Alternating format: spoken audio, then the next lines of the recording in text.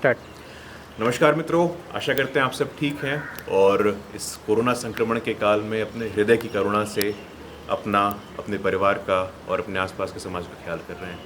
मित्रों, जैसा कि आज हम लोग 31 जुलाई को शहीद उधम सिंह जी की शहादत दिवस में उनको याद कर रहे हैं और उनकी पूरी जीवन यात्रा, उनकी पूरी संघर्ष यात्रा, दलित समाज में पैदा हुआ एक अनाथ बच्चा जालियांवाला बाग में वो हत्याकांड, वो नरसंहार देखता है और वो ठानता है कि इस जनरल डायर को या उस हत्याकांड में जिम्मेवार जो भी लोग हैं, मैं उनसे बदला लूंगा, और अपने सीने में वो आंख जला के रखता है। उनकी ही यात्रा, वो पंजाब से अफ्रीका जाते हैं एक मजदूर बन के, अफ्रीका से बहुत सारे विभिन्न यूरोपीय देशों में जाते हैं, वहाँ से लंदन पहुँचते हैं और लंदन में मार्च के महीने में कैंक्स्टर हॉल में पंजाब के तब के गवर्नर जनरल, जो जालियांवाला बाग मैसेकर में पंजाब के तत्कालीन गवर्नर जनरल थे, माइकल ओडवायर, उनकी हत्या करते हैं। और तब उनके हृदय में जो आग जली थी, तब शायद उनको शांति मिलती है। और ऐसे दलित समाज के नेता, ऐसे दलित समाज के क्रांतिकारी जिनको हम लोगों ने भुला दिया। मुझे लगता है कि आज़ादी के बाद, स्वतंत्रता के बाद जो एक बुद्धिजीवी वर्ग रहा है, जो एक इंटेलेक्चुअल क्लास रहा है, उन्होंने जानबूझ के एक परिवार को प्रमोट करने के लिए कई ऐसे हमारे जो आइकॉन्स थे, खासकर कि जो दलित समाज से आते थे, उन लोगों को भुला दिया। इतिहास के पन्ने में वो कहाँ खो गए हमें नहीं मालूम है। इस फहरिस्त में कई नाम, रानी झलकारी बाई, झांसी की रानी के साथ उन्होंने युद्ध लड़ा, माता दीन भंगी, मंगल पांडे तो हमें याद है, माता दीन भंगी हम भूल गए हैं। एक प्रमुख भूमिका निभाई थी उन्होंने 1857 के, जिनको हम लोग फर्स्ट वॉर ऑफ इंडिपेंडेंस भी कहते हैं। उदा देवी पासी, ऐसे कई नाम हैं और ये सूची बहुत लंबी है। लेकिन क्या कारण रहे आखिरकार कि इन लोगों को मैं कहीं से भी ऐसा नहीं कह रहा हूँ कि शहीद भगत सिंह को हमें याद नहीं करना चाहिए, लेकिन शहीद भगत सिंह के साथ साथ शहीद उधम सिंह ने भी एक प्रमुख रोल प्ले किया था। मैं जान के, आप इनफैक्ट इसको जान के आप भी you'll be surprise to know that अभी अपने रिसर्च के क्रम में मैंने देखा कि न्यूज़ 18, जो कि साफ तौर पे एक बड़ा मीडिया ऑर्गेनाइजेशन है, 1 साल पुरानी उनकी आर्टिकल थी, शायद पुण्यतिथि के समय की आर्टिकल थी।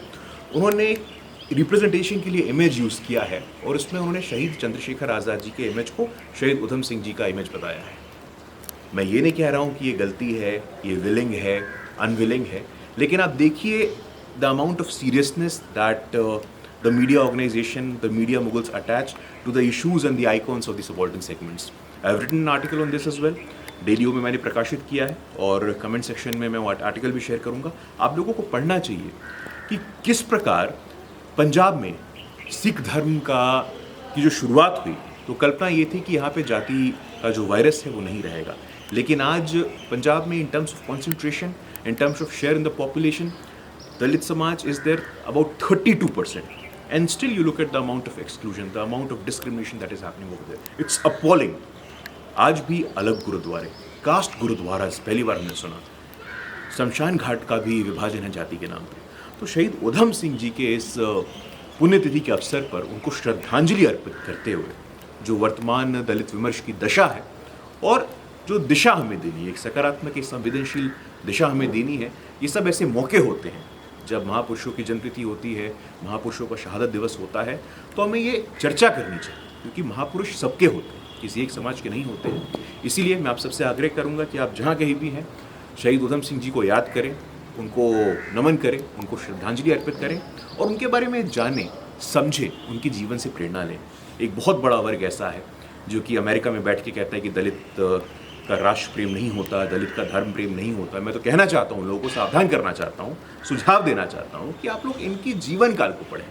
आप कबीर को पढ़ें, आप रविदास को पढ़ें, आप बाबा साहेब को पढ़ें, आप बाबू जगजीवन राम को पढ़ें, आप कांशीराम को पढ़ो। जानबूझ के ऐसे नैरेटिव पैदा करना, मैं उसका सख्त विरोध करता हूं और दोबारा आपसे अनुरोध करूंगा, आपसे आग्रह करूंगा कि जितना संभव हो उधम सिंह जी के बारे में पढ़िए, उनको श्रद्धांजलि अर्पित करिए और उनके जीवन से प्रेरणा लीजिए। बहुत बहुत धन्यवाद, अपना ख्याल रखिए।